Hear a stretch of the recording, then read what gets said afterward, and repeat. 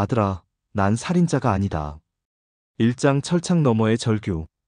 차가운 철창 사이로 새어들어오는 아침 햇살이 종석의 주름진 얼굴을 비춘다. 56세의 그는 어느새 감옥에서 2년째를 보내고 있었다. 매일 아침, 그는 똑같은 루틴으로 하루를 시작했다. 차가운 콘크리트 바닥에 무릎을 꿇고 하늘을 향해 두 손을 모은 채 간절히 기도를 드리는 것이었다. 하나님, 저는 정말로 죄가 없습니다. 제발 저의 억울함을 풀어주세요. 그의 목소리는 떨렸다. 2년 동안 매일 똑같은 기도를 드렸지만 답답한 현실은 변하지 않았다. 오히려 시간이 지날수록 절망감만 커져갔다. 종석은 작은 책상 앞에 앉아 오늘도 가족들에게 보낼 편지를 써내려갔다. 거칠어진 손으로 펜을 쥐고 한 글자 한 글자 정성스럽게 써내려갔다. 사랑하는 아들 민수야. 아빠는 오늘도 너희들을 그리워하며 하루를 보내고 있단다. 아빠는 정말 누구도 해치지 않았어. 언젠가는 진실이 밝혀질 거라고 믿는다. 그때까지 엄마와 동생을 잘 돌봐주렴. 편지를 다 쓰고 나서 종석은 깊은 한숨을 쉬었다. 지난 2년 동안 보낸 편지는 모두 200통이 넘었지만 단 한 통도 답장이 오지 않았다. 모든 편지가 반송되어 돌아왔다. 가족들이 그를 살인자로 여기고 있다는 차가운 현실이었다. 이장 살인자의 가족. 집 앞을 지나가는 사람들의 시선이 날카로웠다. 종석의 아내 영희는 고개를 푹 숙인 채 빠른 걸음으로 집 안으로 들어갔다. 이웃들의 수군거리는 소리가 귓가에 맴돌았다. 저 집이 그 살인자 집이래. 아이들 얼마나 상처받았을까. 가족도 모르고 살았다니 무서워. 영희는 문을 닫고 등을 기댄 채 눈물을 흘렸다. 20년을 함께 산 남편이 살인자라니. 처음에는 믿을 수 없었다. 하지만 명확한 증거들과 목격자 진술 앞에서 그녀는 절망할 수밖에 없었다. 엄마, 또 편지 왔어. 고등학생인 딸 소영이 우체통에서 가져온 편지를 내밀었다. 종석이 보낸 편지였다. 영희는 편지를 받지도 않고 고개를 저었다. 반송해. 우리는 더 이상 그 사람과 상관없어. 하지만 엄마 아빠는 계속 억울하다고. 그만해. 영희가 소리쳤다. 증거도 있고 목격자도 있는데 뭘 더 어쩌라는 거야? 우리가 얼마나 힘든지 모르는 거야? 대학생인 아들 민수는 방에서 나와 편지를 받아들었다. 엄마, 한 번만 읽어봐요. 아빠는 계속 억울하다고 하잖아요. 민수야, 너도 정신 차려. 민수는 편지를 들고 자신의 방으로 돌아갔다. 가슴이 답답했다. 아버지를 사랑했기에 그의 무죄를 믿고 싶었지만 현실의 벽은 너무 높았다. 학교에서 친구들은 그를 피했고 선생님들조차 그를 이상한 눈으로 바라봤다. 소영 역시 학교에서 힘든 시간을 보내고 있었다. 야, 살인자 딸. 너도 아빠 닮아서 무서운 거 아냐? 급식실에서 들려오는 놀림에 소영은 밥을 먹을 수가 없었다. 친했던 친구들마저 하나둘 멀어져 갔다. 밤마다 베개를 적시며 우는 소영에게 아버지의 억울함보다는 현재의 고통이 더 절실했다. 삼장교회에서 만난 희망. 감옥의 예배실은 작았지만 종석에게는 유일한 위안의 장소였다. 매주 일요일이면 그곳에서 기도하며 마음의 평안을 찾으려 노력했다. 이번 주 일요일도 어김없이 예배실에 앉아있던 종석은 처음 보는 중년 남성이 들어오는 것을 보았다. 단정한 정장을 입은 그는 교회에서 봉사활동을 나온 것 같았다.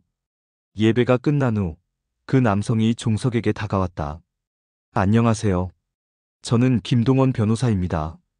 우리 교회에서 이곳 봉사활동을 하게 되었어요. 아, 안녕하세요. 저는 박종석입니다. 김동원 변호사는 온화한 미소를 띠며 종석 옆에 앉았다. 혹시 변호사가 필요하시면 언제든 말씀해 주세요. 무료로 상담해 드릴 수 있습니다. 종석의 눈에 희미한 빛이 돌았다.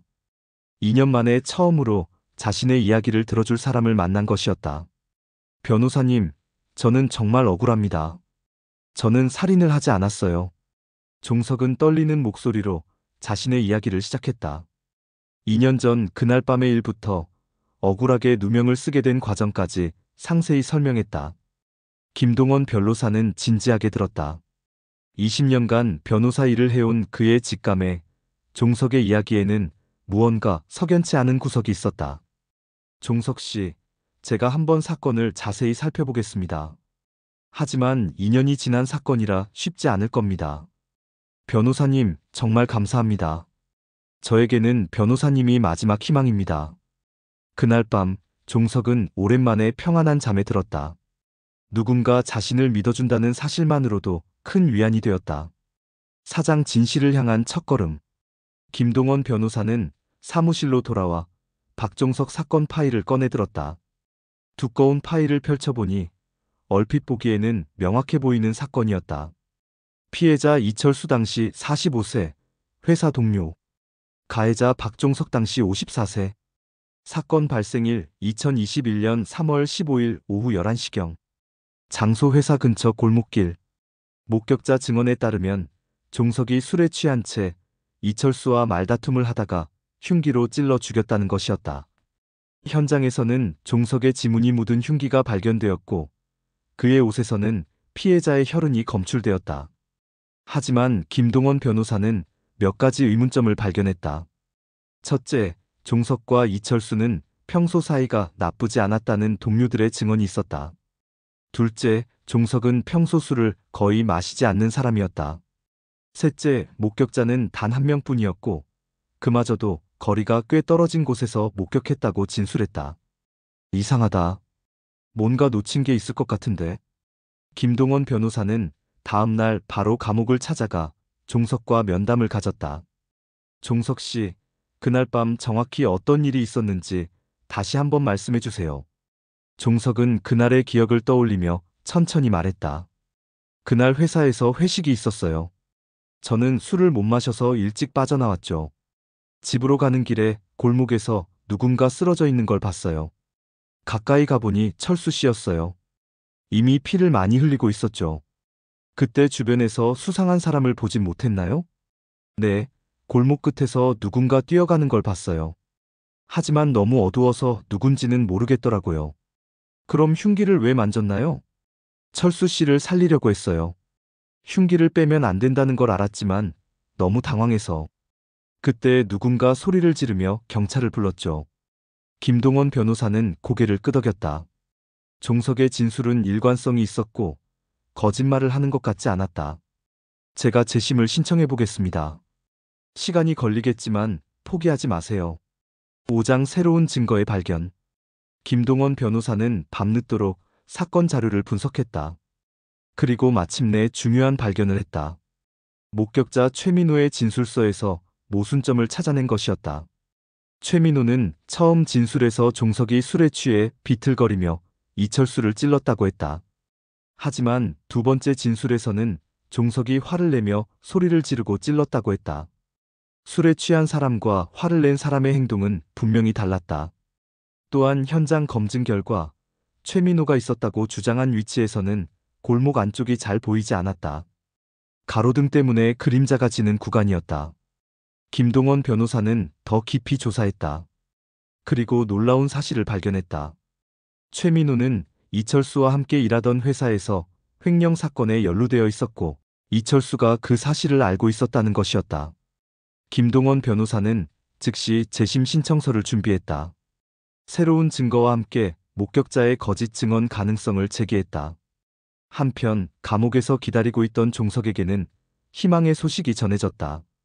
종석 씨, 재심이 받아들여졌습니다. 종석의 눈에 눈물이 흘렀다. 2년 만에 처음으로 느끼는 희망이었다. 6장 진실의 법정. 재심 법정에는 많은 사람들이 모여들었다.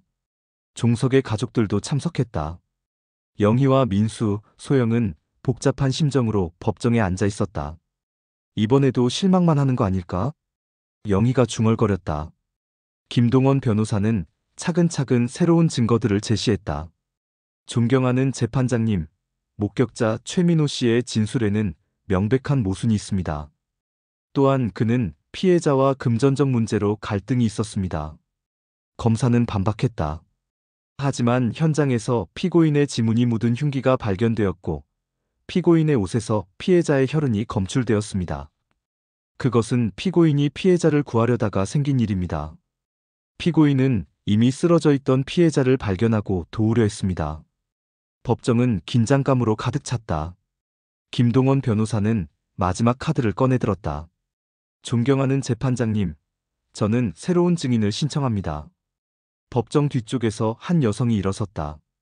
그날 밤 근처 편의점에서 일하던 아르바이트생 박수진이었다. 증인, 그날 밤에 무엇을 보셨나요? 저는 그날 밤 편의점 CCTV를 통해 골목을 지켜보고 있었어요. 최민호라는 사람이 골목에서 누군가와 싸우는 걸 봤어요. 그 후에 박종석 씨가 나타났고요. 법정이 술렁였다. 왜 지금에야 증언하시는 겁니까? 무서웠어요. 당시에는 저도 놀라서 아무런 생각도 나지 않았습니다. 그날 편의점 앞 CCTV는 지금도 보관하고 있어요. 증거로 제출하겠습니다. 판사는 침착하게 말했다. 해당 편의점의 CCTV 자료를 확보하여 검토하겠습니다. 7장 최민호의 고백. CCTV 분석 결과는 충격적이었다. 영상에는 최민호가 이철수와 다투다가 흉기로 찌르는 장면이 선명하게 담겨 있었다. 그리고 종석이 나타나 쓰러진 이철수를 발견하는 장면도 확인되었다. 증거를 마주한 최민호는 결국 진실을 고백했다. 맞습니다. 제가 이철수를 죽였습니다. 법정은 조용해졌다. 2년 동안 감옥에서 고통받은 종석의 억울함이 드디어 풀리는 순간이었다. 이철수가 제 횡령을 눈치채고 회사에 신고하겠다고 위협했어요. 저는 가족을 위해 그럴 수 없었어요. 그래서 충동적으로. 최민호는 고개를 떨구며 눈물을 흘렸다. 박종석 씨가 나타났을 때 저는 너무 당황했어요. 그래서 박종석 씨가 범인인 것처럼 거짓 증언을 했습니다. 정말 죄송합니다. 재판장은 엄숙하게 판결을 내렸다. 피고인 박종석에 대한 모든 혐의를 무죄로 판결합니다. 8장 가족의 화해. 법정을 나서는 종석을 가족들이 기다리고 있었다. 2년 만에 마주한 가족의 얼굴들이었다. 영희는 종석을 보자마자 눈물을 터뜨렸다. 여보, 미안해. 정말 미안해. 종석은 아내를 꼭 안아주었다. 2년간의 고통과 그리움이 모두 눈물로 흘러나왔다. 괜찮아. 이제 모든 게 끝났어. 민수와 소영도 아버지에게 달려갔다. 아빠, 정말 죄송해요. 아빠를 믿지 못해서 죄송해요. 얘들아, 괜찮다. 너희들도 많이 힘들었을 거야. 가족들은 서로를 안으며 오랫동안 울었다. 2년간의 오해와 고통, 그리고 그리움이 모두 씻겨나가는 순간이었다. 김동원 변호사도 이 모습을 지켜보며 뿌듯한 미소를 지었다. 종석 씨, 이제 정말 새 출발이네요. 변호사님, 정말 감사합니다. 변호사님이 아니었다면 저는 제 일을 했을 뿐입니다. 진실은 언제나 밝혀지기 마련이에요. 9장 새로운 시작. 출소 후 종석은 가족들과 함께 조용한 시간을 보냈다. 2년간의 공백을 메우기 위해 서로에 대해 많은 이야기를 나누었다. 아빠, 그동안 정말 힘드셨죠? 소영의 물음에 종석은 고개를 끄덕였다. 힘들었지만 너희들을 생각하며 버텼단다. 그리고 언젠가는 진실이 밝혀질 거라는 희망을 놓지 않았어. 앞으로는 행복하게만 살아요. 민수의 말에 종석은 미소를 지었다. 하지만 그의 마음 한구석에는 아직 해결되지 않은 숙제가 있었다. 며칠 후 종석은 김동원 변호사를 찾아갔다. 변호사님, 제가 하고 싶은 일이 있어요. 무슨 일인가요? 감옥에 있는 동안 저처럼 억울한 사람들을 많이 봤어요. 도움의 손길이 필요한 사람들이 정말 많더라고요. 김동원 변호사는 종석의 진지한 표정을 보며 고개를 끄덕였다. 재소자들을 돕고 싶으시는군요. 네, 제가 직접 겪어봤기 때문에 그들의 마음을 이해할 수 있어요. 법률 지식은 없지만 마음의 위로는 줄 수 있을 것 같아요. 10장 재소자들의 희망. 종석은 본격적으로 감옥 봉사활동을 시작했다. 매주 2번씩 감옥을 방문해 재소자들과 상담하고 그들의 이야기를 들어주었다. 형님, 저는 정말 억울해요. 저도 형님처럼 누명을 쓴 거예요. 젊은 재소자 김태호가 종석에게 하소연했다. 종석은 그의 이야기를 끝까지 들어주었다. 태호야, 절망하지 마라. 나도 2년 동안 이곳에 있었지만 결국 진실이 밝혀졌어. 시간이 걸리더라도 포기하지 않으면 기회는 온다. 하지만 가족들도 저를 외면해요. 편지도 받지 않고. 그것도 이해해라. 가족들도 힘든 시간을 보내고 있을 거야. 하지만 진실이 밝혀지면 모든 게 해결돼. 종석은 자신의 경험을 바탕으로 재소자들에게 희망을 심어주었다. 그의 진실된 위로는 많은 재소자들에게 큰 힘이 되었다. 또 다른 재소자 박성수는 가족과 연락이 끊긴 상태였다. 형님, 제 가족은 저를 완전히 포기한 것 같아요. 성수야, 가족의 마음은 변하지 않아. 다만 상처를 받아서 마음의 문을 닫았을 뿐이야. 너가 진심으로 반성하고 변화하는 모습을 보여주면 언젠가는 이해해 줄 거야. 종석은 재소자들과 그들의 가족들 사이에 다리 역할도 했다. 직접 가족들을 찾아가서 재소자들의 진심을 전하기도 했다. 11장 더 큰 꿈. 1년이 지나면서 종석의 봉사활동은 더욱 체계적이 되었다. 김동원 변호사와 함께 희망의 달이라는 단체를 만들어 억울한 재소자들을 위한 법률 지원도 시작했다. 변호사님, 이번 달에만 10건의 상담 요청이 왔어요. 종석 씨 덕분에 정말 많은 사람들이 도움을 받고 있어요. 희망의 다리는 단순한 법률 지원을 넘어서 재소자들의 정서적 지원, 가족 상담, 출소 후 사회 복귀 프로그램까지 운영했다. 종석은 이 모든 활동의 중심에 있었다. 어느 날 종석이 도운 재소자 중 한 명인 이준호가 무죄 판결을 받고 출소했다. 형님, 정말 감사합니다. 형님이 아니었다면 저는 평생 감옥에서 썩었을 거예요. 준호야, 잘 됐다. 이제 새로운 인생을 살아가길 바란다. 이준호처럼 종석의 도움으로 억울함을 벗은 재소자들이 하나둘 늘어갔다. 그들은 모두 종석을 아버지라고 부르며 존경했다. 12장 진정한 자유. 어느 저녁 종석은 가족들과 함께 저녁 식사를 하고 있었다. 출소한 지 1년이 지난 지금 가족들의 관계는 이전보다 더욱 돈독해졌다. 여보, 요즘 너무 바쁘게 사시는 거 아니에요? 영희가 걱정스럽게 물었다. 괜찮아. 내가 하고 싶은 일을 하는 거니까.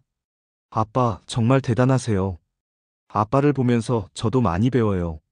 민수는 이제 법대에 진학해 변호사의 꿈을 키우고 있었다. 아버지의 억울함을 해결해준 김동원 변호사를 보며 감동을 받았기 때문이었다. 나도 아빠처럼 억울한 사람들을 돕고 싶어요.